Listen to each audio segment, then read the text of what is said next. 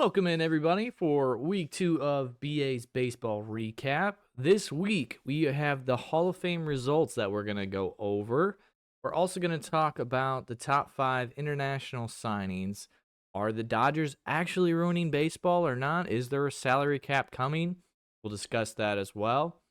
And then the final thing, we're going to play a little bit of buy or sell on baseball teams being contenders or being pretenders. All right, first thing we're going to review is the actual results of the Hall of Fame. So we got Ichiro. I think everyone kind of knew he was going to be a first ballot Hall of Famer. It just kind of came down to, was he going to get the 100%? We can talk about that here in a second. The results ended up Ichiro 99.7%, CC got 86.8%, and Billy Wagner in his 10th and final season on the ballot got the 82.5%. As you can see on the screen, but if you're listening to me, you have to get at least the 75% to be able to reach the Hall of Fame. Beltran at 70, Andrew Jones 66, so they're getting kind of close. A-Rod, Manny, I think have kind of been sitting there in the middle, so not looking like they're going to make it with the PED speculations in the steroid era. Chase Utley, pretty solid, 39, almost 40%. For me, I think when we did this 2 weeks ago, I think I voted for 6, so I got 3 of the 6. The other ones that I voted for were, Manny and A-Rod. I knew with the steroids, the character clause, as they say, they probably weren't going to make it, but I'm always voting for them regardless. And then the other person, I put on mine, Bobby Abreu, and I think he was only in like the 10 to 15% range.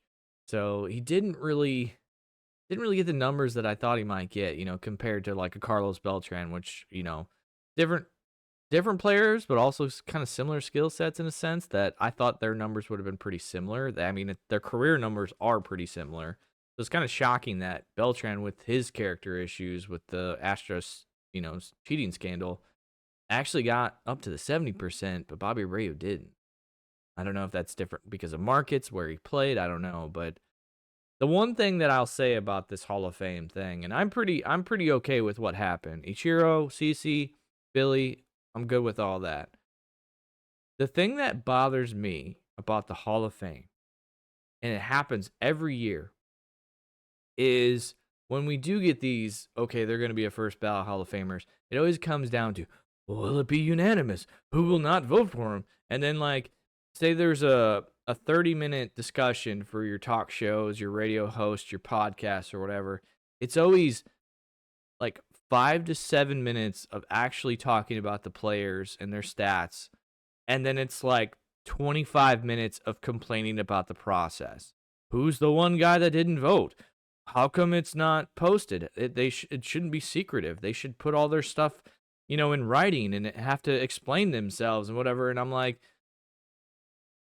if they really wanted to kind of fix what they have, then, in the age of analytics, you would assume by now that they would say, all right, for this era, this is a good statistical number variant, whatever.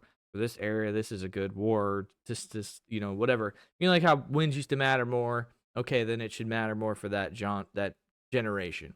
Where now, like, maybe wins don't necessarily mean as much. So maybe in the next 15 to 20 years, that's not really like a big indicator, and it's, I don't know, whip or whatever, because they're not pitching as much, but whatever. So if they really, really wanted to, I feel like you would get your Harvard grad, statistical analyst, whatever, and they would create, with the help of the writers or the players or front offices or whatever, they would create a formula of who's a Hall of Famer and who's not. And they wouldn't even need writers. Like, the writers just create the drama, and they all want the drama. And that's what kind of annoys me. Is because while they complain about, oh, well, this person should have to say why they didn't vote, and, is this making the writers look bad? Yeah, it looks like we're a bunch of idiots, but no, we're not a bunch of idiots. There's a lot of us put a lot of time and effort into it, or whatever. It's just like, okay, I'm glad you put time and effort into it. That's great. But at the end of the day, if you take away like the character clause, at the end of the day, it kind of comes down to, it's just numbers. Do these numbers stack up against other Hall of Famers? Are they close? Are they similar? Are we going career totals? Are we going peak totals? Do we compare it to the generation of the time? Maybe the steroids, inflated ball, whatever you want to say. Just create a mathematical formula and it would be really easy, but there would be no drama. Because every year it wouldn't change. There'd be no voting. You wouldn't have 10 attempts. You'd have one attempt for the year that you're eligible. And if you didn't make it, you'd be off the ballot. So I'm kind of getting annoyed and tired of people, and I mean, mostly the writers and the podcasters and the talk show people complaining about the process. There's ways to solve the process. You guys just don't want it. You want the drama. And that's the dead truth. You guys want the drama. One of the arguments was like, well, if there's other players on there that are considered, like they might be a Hall of Fame talent, but because of a heavy class or whatever, they might not get enough votes. And if you don't get in a certain percentile, you get dropped. Okay, there's that argument. But I feel like if they need enough to make the bottom of the ballot to be considered for later years, that's kind of where the Veterans Committee or the Writers Committee or whatever that gets those certain players later on, I feel like that's where that should come into. So, like, this whole argument's kind of silly. I'm kind of annoyed with it, but congratulations to Ichiro, Cece, and Billy. I feel like you guys all definitely deserved it. So, my hat's off to you. Sorry that the drama takes away from your guys' amazing careers. And as far as I'm concerned, I think all three of them were great teammates as well, which I feel like is not talked about enough. Cece definitely has some great stories. And Billy, I know, has got some interesting stories, not on the field, like off the field stuff. And then obviously Ichiro's, should have a movie made after his whole career. So congratulations to those guys. Sorry about the drama, but you know what? Baseball loves to have drama because it gives them something to talk about in the off season. So it is what it is. All right, that's going to move us into the top international science period. So last time that we did the recap, we were a few days away before the international period had started, which was January 15th. Now, most of these guys, they're teenagers or whatever, so they're kind of lottery tickets. You do get your, I think, Tatis, Acuna, like those type of players. Soto, they've come out of this international signing and, they're megastars, they're superstars. But then you get other ones that, lesser guys that nobody knows about, and suddenly they pop up and you're like, oh my God, and they're regular all-stars. Like, they're teenagers, they still got a lot of growing and developing to do. It's just a lottery ticket. I will say that I believe it's the number 3, Elian Pena. I think he got like $5 million, which is a lot for an international signing because you have a certain strict budget that you can follow. And usually I think the max is like 6.5. So that's, I think, by far the most that the Mets have ever signed on a top international prospect, which is pretty impressive. Now, we all know the big hype in rookie Sasaki, but I wanted to put him on there anyway. He's the number 1 guy. He's 23, out of Japan. 70 rated fastball, 70 rated splitter. That's amazing. 55 solid slider, and 60 control. Definitely above average. Great. He is what he is. He'll be in the big leagues in no time. Now, the rest of these guys, still teenagers, obviously are going to be years away. They're probably going to start off in the DSL leagues or whatever. But Yosier Gonzalez goes to the Giants. 60 hit tool, 60 power, 50 run, 55 arm, and 50 field.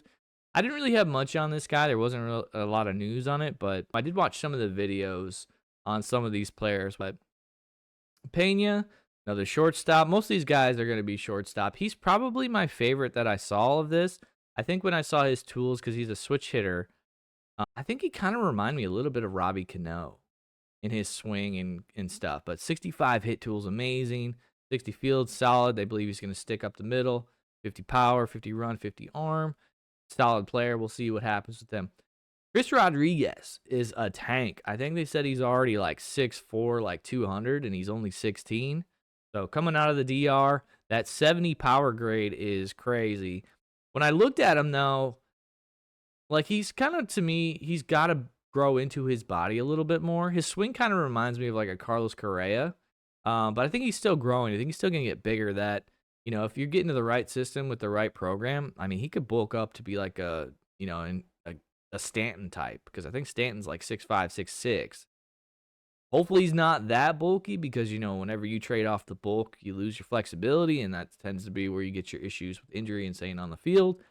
But yeah, the analysts or whatever believe he's probably going to move to a corner spot, probably right field because he's got a pretty solid arm. So be curious to see what happens there with that massive power.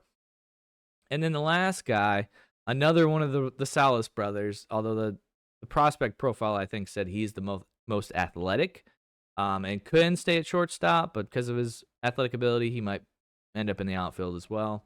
He signs with the Marlins. That 65 hit tool, 65 field. That's very impressive. I like probably out of all these guys, obviously you got to take Sasaki off. He's kind of his own thing because you don't normally have such polished prospects like that coming into the international signing period. So if you take these four or whatever, like I said, I probably like Pena the best. I always feel like the eye and hit tool are the things that I like the most. Most of these young guys are all going to be shortstops or center fielders. You're going to move them around the field. So like the arm's not as important. Like some might have not have the best arm, but they might have like incredible hands. Like a Tommy Edman sort that like he's still rated really well as a shortstop when he plays there because he's got really good hands and good range, but doesn't have the profile of like a mega arm. So whenever I look at these guys, that's always the main things I like is, if you hit tanks, but you swing at everything, to me, you're going to end up being a bust. You're going to end up being one of those guys that strikes out like 25 to 35%. Like, that's terrible.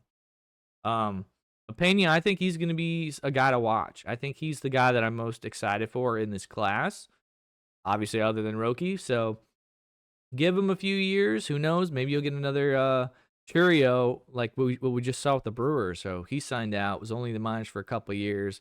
They pushed him pretty fast, but came up in the big leagues and had a tremendous year, I think, at age 20. So keep your eye on these guys. See how fast they move through your system. See if they adapt well to, whenever they do end up coming stateside. But these are some names to keep your eye on. Okay, now it's probably the hot topic because when the Dodgers went out and signed Roki, everyone was like, system's rigged, whatever. And then they got Tanner Scott signed a big contract. I think it was 4 years. Like he's like 80 something. I think it was like 70 something mil with maybe some incentives. So it was like 80. So it was like 20 million a year or something like that, which to me is pretty dang crazy for a reliever. Because relievers are studs and they fall off the map, then they get hurt, then they lose velocity. Like it's just, I never want to sign relievers more than like a 2-year deal, unless it's like an in-house guy and you got him on the super cheap. But yeah, they signed Tanner Scott, 4-year deal, and then I don't know what the numbers are, but I think they got Kirby Yates as well. Their 40-man's got to be looking pretty full by now. I think Brazier's on the block now. I think they're looking to move him. But the big question is, are the Dodgers ruining baseball? That's the thing I keep hearing. And again, like the Hall of Fame stuff, it's like, yes, it gives the media something to talk about. Gives them something to complain about. During the heydays of the Yankees, where they were the big bad evil empire, gave you somebody to root against. I guess in the marketing aspect, it gives you that, where it gives you somebody to root against because, they're not just buying players, though. Like, if you look at their team as a whole, they got an owner that's willing to spend. They have a front office that is talented. Not only are they buying free agents, they're active in international signings. Just saw Roki. I mean, that's not the first time that they've done that either. They make smart trades. Their development system as a whole is phenomenal. And then to top all that off, you're developing, you're signing players as well. They're also willing to reinvest into like the creature comforts of your players. So like this offseason, I know I don't know if it's expanding or whatever, but they're basically redoing the clubhouse, at least for the home team. I don't know if the guest team is getting upgrades, but like they've dug up the field. They're redoing the clubhouse. Like, so you're also getting facility improvements. Now, when you sit back and think about it, the Dodgers are not doing anything different than you and me do in our MLB The Show franchises or back in the days of the MVP baseballs or whatever baseball game that you like to play, whether it's on the field or in the front office. The Dodgers are just doing what we all do. We spend money on the free agents that we like and that are good. We invest more money into developing players so our prospects that we draft actually come through and develop properly. If you remember some of the past games, some ways to make your team or your prospects or the free agents seem more appealing. would you upgrade your facilities? I know that was a thing in like the college football games or whatever, and I think it was the MVP baseball games where when you build a stadium, you then improve this to improve that to improve this, and that gave you more income because the fan experience was better, and then it made it more attractive for players if your clubhouse had more facilities. They're doing that too.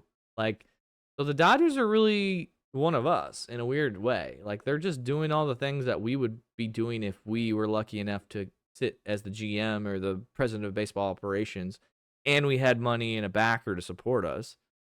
I don't know why people are hating on this. Really, the gist of it is it's not the Dodgers we should be pointing the finger at. It's, all the other owners. It's our owners that are not spending money, are not willing to, dip their fingers in each pool of like, well, maybe we'll sign free agents, but then we don't do anything in international signings. Or, yeah, maybe we'll sign free agents, but like we're cutting corners on our development and our scouting and, the major league level facilities or whatever. Or some of them are just, they don't want to invest in the team at all. They'd rather invest in like the real estate or the buildings or whatever that are adjacent to the ballpark. So that's an extra income for them as well. Like, you can't really blame the Dodgers for doing what should kind of be done by all these other teams. Like, yes, they're in LA. Yes, it's a major market. And yes, there's certain markets that are smaller that need to be cultivated more. But if you got into this sport as an owner, whether it was, through your family's heritage or whatever, you should love baseball. You should be wanting to compete in any way that you can. Where I feel like we have a lot of owners in the game right now that have been, they don't even like baseball. It was just their dad, grandpa, whatever, loved baseball and wanted a team. And now they're kind of like, well, shit, we can make money off this. We just got to do just enough to appease our front office and our fans so they don't turn on us because we need them to show up and support us and buy our merch. Like, so don't point the finger at the Dodgers. Point the finger at your owners. That's what you really should be worried about. And then another topic that's kind of become adjacent to this too is the salary cap. Now, there's a salary cap in other sports. I get it. But baseball is a little bit more complex because baseball needs a lot more developing. Like, yes, you might have the G League in basketball and they have college. College is basically their minor league system. Same with football. Like, their college programs are basically their minor league system. They don't have to spend money there. Baseball, you have college, you have high school, and then you have the minor league system, which they've already shrunk it down, but there's at least 4 levels that you kind of have to go through. That's a lot of money put there. When you do finally get there to the big leagues, you're the cream of the crop. You're the best of the best. And then teams have 6 years of control of you. So your first 3 years, you're basically making the league minimum. And this is basically how it works. Then you have 3 years of arbitration.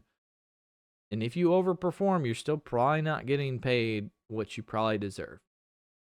Then you finally become a free agent. And you're telling me that after, minimum of 7-8 years that you've given to this sport, you're then going to cap out the person's potential earnings?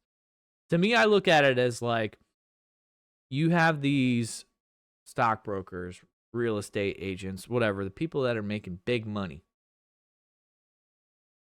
Do we limit the amount of money that they can make in a year? And honestly, this would be an adjacent conversation I would love to have, because it's like your oil companies or your Coca-Colas or whatever, do they put a cap on potential earnings? No. Why do we do that with athletes who, are relying on their athleticism and their skill set that's only going to last them a certain window of their life? Like, I'm not a fan of the salary cap in any sports. I think you should just, if they're, if you're willing to pay this player X amount of dollars because they're worth this amount, they should be able to earn it. And really, if baseball ended up with a salary cap, the ripple effect of everything else, like, I wrote down a couple that would probably, all right, if you have a salary cap, gotta have a salary floor. That's probably one of the good ones. The current system set up right now is they have a revenue sharing program. So, like, MLB makes so much, certain markets make so much. If you're in a smaller market, basically like the LA Dodgers or whatever, then have to take off some of their revenue earnings and give it to like Pittsburgh or something like that if they meet their little criteria. That's how baseball works. Like it's kind of a team thing and it helps, support the smaller markets or whatever. That might be gone because it's no more like, okay, well, you capped the amount I could spend, so that should just be, money in my pocket. I shouldn't have to give that back. I don't know. I don't know this isn't a perfect system. I'm just kind of spitballing stuff. The player control would probably have to be abolished because you can't have a salary cap, them finally getting to free agency and then being like, oh, well, you're probably just going to get paid about the same as what you were making in arbitration because we can't afford to pay anymore because we wouldn't be able to field a team because, you got to have 26 men on a roster. Like, it's not NBA where it's like 12 to 15. Like, yes, NFL has like 52, 54, whatever, and then you kind of have your practice squad guys. I honestly don't know how NFL makes a lot of that work because they make so much money. Like, unless they keep, I mean, I guess they kind of do continually raise their salary caps, but you got that, and then you got the minors for baseball. So it's just a weird system. But you would have to abolish that player control. I feel like because you would have to get players younger into free agency sooner, so then they can capitalize on their peak years. Because if the dollar value is lesser, you need to have a longer variability of getting that amount for a longer stretch of time. Which to me, and this is probably one of my biggest issues with the NBA, you would then basically lose like loyalty. Like, I kind of fell out of love with the NBA when it was players constantly being traded. Like, free agency is a good thing, don't get me wrong. But when players sign a contract and then 2 years later they're unhappy with the system or they're unhappy with their coach or I'm not making enough, let's renegotiate, and then suddenly they're traded. Like, I don't even know what team James Harden's on anymore. Westbrook, is he still even in the NBA? Like, the best situation for fans is you get a young player on your team, he develops into a all-star caliber player, a regular role player, whatever. You can buy his merch, you can wear it for a couple of years, you can fall in love with the player, and then the team sees that, re-signs him to a longer deal, and you get to grow with the player. That's the problem with the NBA right now, is there's no loyalty, there's no nothing. It's chase this, go play with my buds there, make my money here, and then I'm out. Who cares if I play for 8 teams? That's the exact same thing that would happen in MLB. And even then, teams would be more willing to offer smaller contracts. And it honestly would be riskier for certain players that have injury history because arms constantly break down. You have 1 or 2 bad years, you might be out of the game now. So that's another fear that I wouldn't like. I have no problem with cutting down the window of like contract renews and arbitration, but I still like that there is some team control of players so you can actually grow and allow them time to develop in the big leagues before you just cut bait and get rid of them. But yeah, those are some questions that could be raised when it comes to the salary cap. I'm cool with the salary floor. I think that's something that should be in the works, but at the end of the day, it's going to come down to a collective bargaining agreement, which I think we're 2 years away from. I don't think it's ever going to happen in baseball. I just don't. I think the players actually have certain rights that they're not willing to give up, and good for them. So while people want to talk about it, trust me, they have not really looked into it too deep. They're just throwing stuff out, trying to be parody of the NFL and the NBA, and it's a different game. It just doesn't work like that. All right, and now our last thing that we're going to do, we're going to play a little bit of buy or sell. So I have not gone through this yet, so we might have to pause and look up a couple of things. But the gist is this. It is January 26th. We're only a couple of weeks away from spring training and camps opening, pitchers and catchers reporting. There's still some free agents out there. Bregman's still out there. Alonso's still out there. Add them to one team here or there, and suddenly they could be more of a contender. But as of right now, the way teams and rosters are right now, we're going to make our calls of who I believe is a legit contender or who's pretending to be. So I'm buying contenders.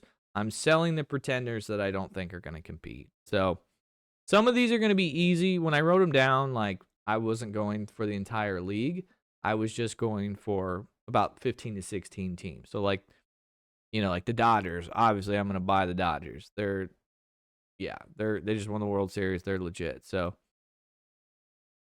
I'm I'm selling the Pirates. I don't even know other than like one or two minor things that they've made any changes. Like I keep hearing them like, are they gonna get an outfielder? I think they brought back like McCutcheon. I know that they got strong starting pitching, like young starting pitching, but like gotta field the team that can hit the ball, and they just really haven't. So they're still there. It hurts to say. See, I have like faith in some of the system. Like I know the Cardinal system, so like if we're a stockbroker, I would buy the Cardinals now because their value is so low. But this year, I think they're more likely to sell off the Michaelis or the Mats or whatever that they can to just get some picks. Like that's kind of what Bloom did with the Red Sox. So that's why I got to put them in sell. Nationals really disappointed me because they have a lot of like nice young players, and I thought this would have been the year that they started to like implement some free agencies or some bullpen arms or whatever's like some veteran players to help like speed up this rebuild or whatever it is. And they haven't done shit. Like I can't at the top of my head right now. I think they made like one or two little minor sightings that's like, all right, depth piece here or there, but they haven't made any splashes, and that's very disappointing. So putting them there.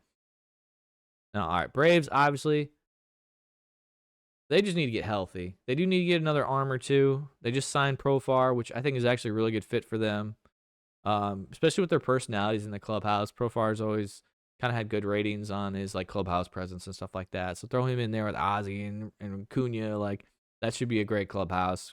As much as Athletics do have some like young talent, and they've Severino.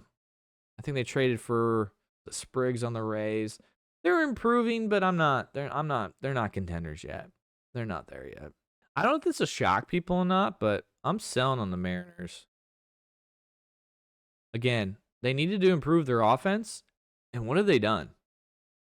I think they signed one like hitter. I can't remember who it was, but it was not like a guy that's gonna hit 3, 4, 5. I know they traded for Rosie last year, hoping that Julio kind of gets his head out of his ass and can figure out a way to start the season on fire instead of bricks. I just don't believe in them unless they try to make a big trade and get rid. Like we've had the Luis Castillo rumors out there, maybe trade that arm for some hitting. They haven't done anything, which is very disappointing. I like the Diamondbacks. I like their system. Lawler, I think, got hurt last year, so they got some infield guy as well. They went out and signed. Or no, was it? No, they traded for. Wow, his name's the guy that was on the Guardians first. Naylor. I like that as a replacement. Got Corbin Burns, which I was kind of shocked that he wanted to go there, but apparently he lives out there. Like, okay, maybe they can tack on, one bullpen arm here or there. And I mean, I like their squad.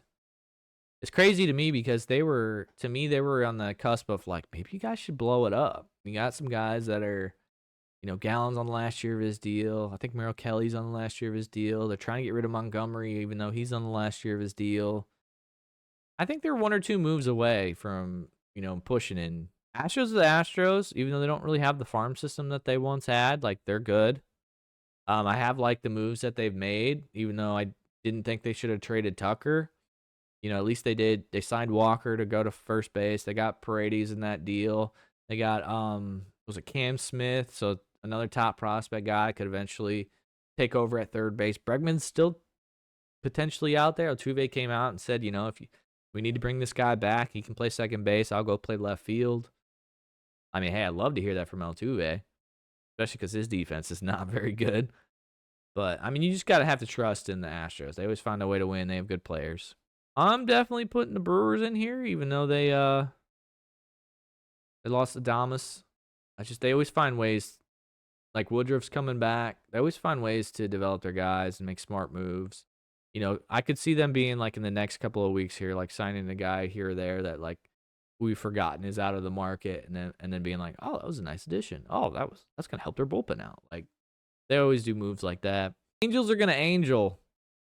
And while they were aggressive early and they've made some moves, they make additions that are like around the margins, but they're not enough to actually compete in that division. So throwing the Angels there. Blue Jays, no, I'm done. Sure, they did go out and sign Santander. I said that in my predictions. I was like, they're going to overpay and sign him. They did. It's not enough. They need help.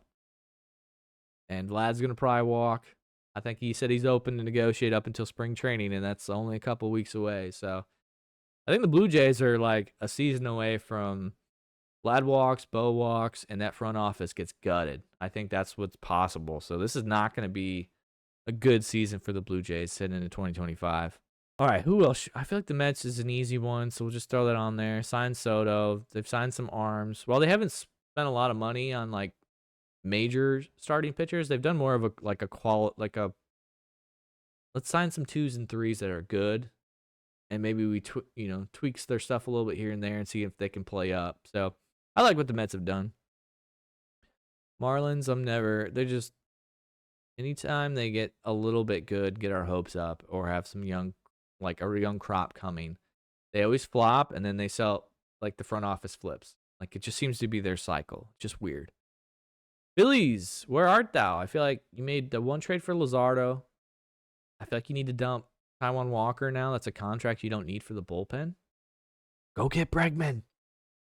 What was it back in like December, the winter meetings? We heard that Bohm could potentially be on the move. He's still there. I don't know what's going on, Philly. Like they make one trade and then they're like, oh, vacation. And they make a minor sign and they're like, oh, vacation. I don't know. I thought they would have been more aggressive this year. Orioles. I'm selling, man. I know they got all that young talent that needs to develop. But there's a thing about having veterans around to show them the way and show them how to do certain things. And they don't got it. They need pitching. And they don't got it. Like Grayson Rodriguez is their probably stud, arm. They still got Eflin if he can figure it out.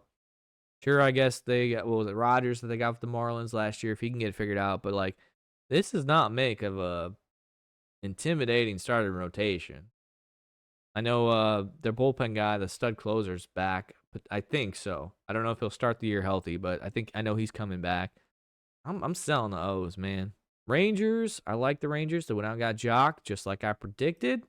They had a lot of money coming off the books, but they got they want to give a shot to like Rocker. I think Leiter might get a chance as well. So like they're kind of letting some of the young guys also go with the veterans. So I think they're like a signing or two away though. I feel like they need to fix their bullpen. But in that division, I feel like, not saying that their division's bad. I think this division is actually pretty good. But I think in that division, the Astros taking a little bit step back. Mariners are not improving their offense for whatever reason. Angels are going to angel. Oakland's going to be better, but they're not there. Rangers, I feel like, is the favorite for me. Tigers, I'm putting them in. I'm selling them. Especially like we said with the stock market stuff. Like I'm assuming their value is kind of high. But again, they've made like marginal improvement. Like they got signed, Gleyber Torres.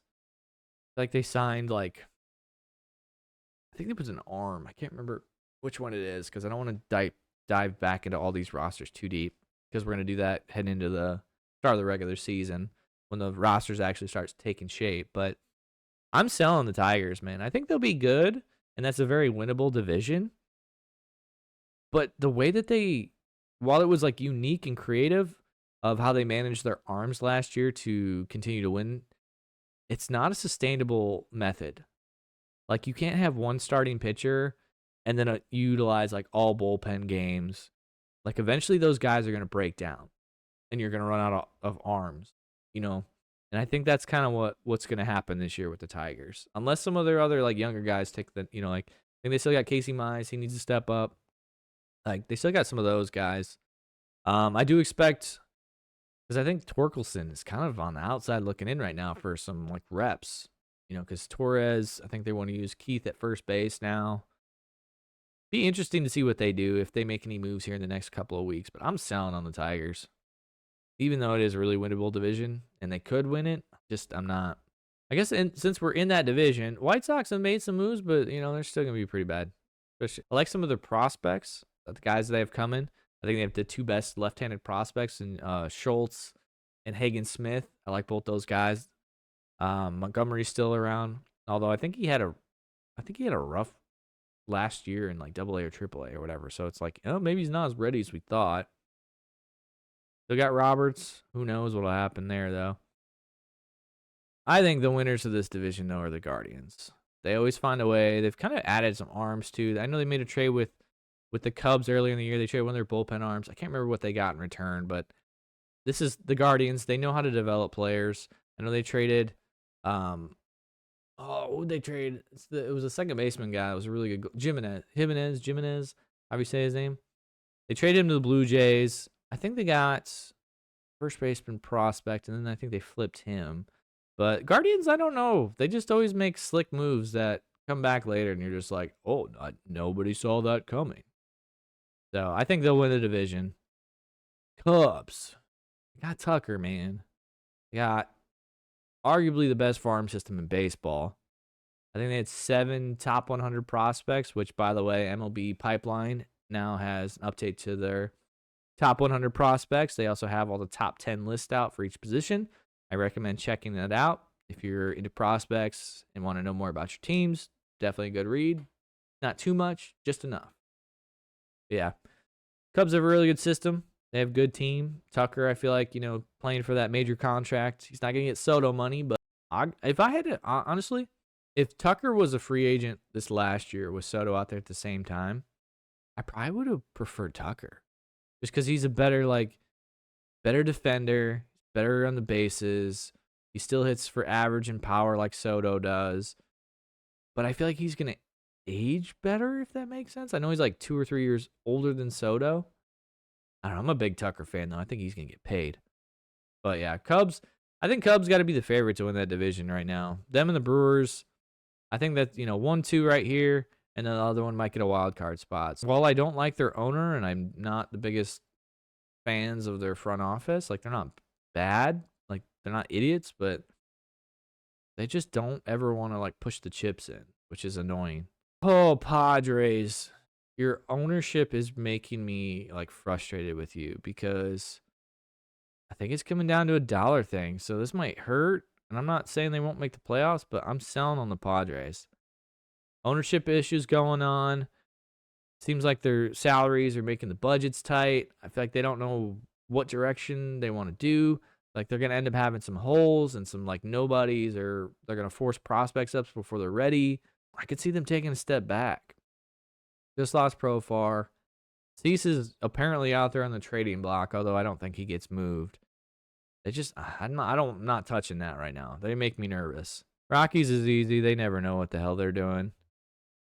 Twins, I'm also putting you in this category. I feel like they're kind of in that same ballpark as well of, like, have some good players, can't stay healthy, kind of dwindle in mediocrity every year, and even though it's a very winnable division, I would love to see Rodriguez, one of their top outfield prospects, come up, though, and play and see what he can do.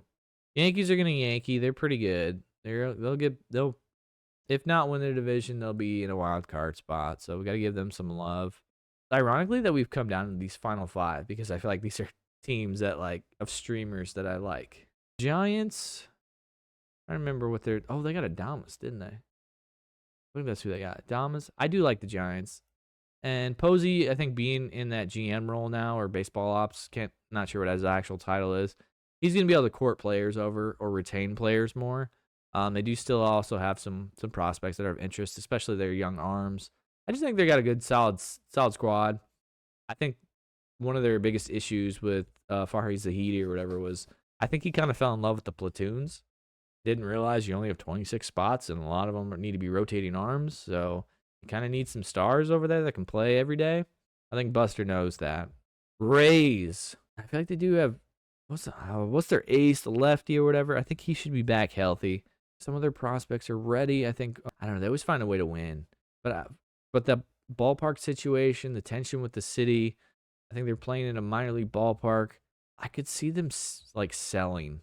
Like Brandon Lowe's, I think, in the final year, or one more year of his contract. I could see them trading him. I could just see them taking a step back and letting some of their young guys play. But they could, like, flirt with mediocrity. So I'm going to sell the Rays. I really want to buy the Reds. But to me, the Reds is like, I want to buy them as a wild card. So in that sense, I'm putting them in I'm selling. Like, I think, again, if we're going to stock prices, I think the stock price for the Reds is really low. I would buy that. But if but we're not doing that. We're buying based on being a contender or not. And I don't think the Reds, they might flirt with a wild card spot. Very winnable NL Central, but in the scheme of things, there's just too many other good teams out there, especially in the NL East, that I don't think the Reds are going to make the playoffs. Red Sox, I'm buying. While I kind of give them a hard time, and I give Rich a hard time a lot of them kind of flirting and always being the bridesmaid, they've actually made some moves this year that I liked. Two guys that I had under the radar signings that I loved was Walker Buehler, and then the guy that was injured, Patrick Sandoval. He was on the Angels. He was injured. I think that's a good deal that they made, where it was basically like the first year, it's like minimum as he recovers, comes back, and then he's got an extra year, I think an option year for a third. Like those are some extra depth arms. I just like some of their moves that they've made. And then they got Garrett Crochet in the deal with the White Sox, gives them their ace that they couldn't sign. So knock everyone down a peg. I think that's going to help out their starting rotation a lot. Maybe some of those starters now become bullpen arms and helps out there, because I feel like their bullpen's been pretty weak. But I'm going to buy on the Red Sox. I think they're trending towards the right way. And these next couple of weeks, whether they're the under radar guys in the system that we don't know about, or maybe they sign a guy or two, who knows? And then it comes down to the Royals. Well, I've liked what they've done with their pitching, and I still kind of like it. And the trade of India early in the year, I like that move a lot. They just haven't done enough for me. Like, their offense is still, it's basically India and Witt. That's it. So I think I'm going to sell. So I guess if I did this right, because we have 3 top spots and then 3 wild cards. So there's 6 spots available. What am I talking about, right? Yes. So 12. So I got 13 teams. So in a sense, I've basically picked out my division winners and my wild card spots with 1 extra floating variable at the end. So these are my buy or sell of MLB contenders this season as of right now, heading into 2025. Let me know what you guys think. Let me know if you think I'm completely wrong on somebody or you really love one guy. Just remember, this is January 26th, so moves are still going to be made. Some injuries are probably going to happen as well, but we'll see what happens going forward.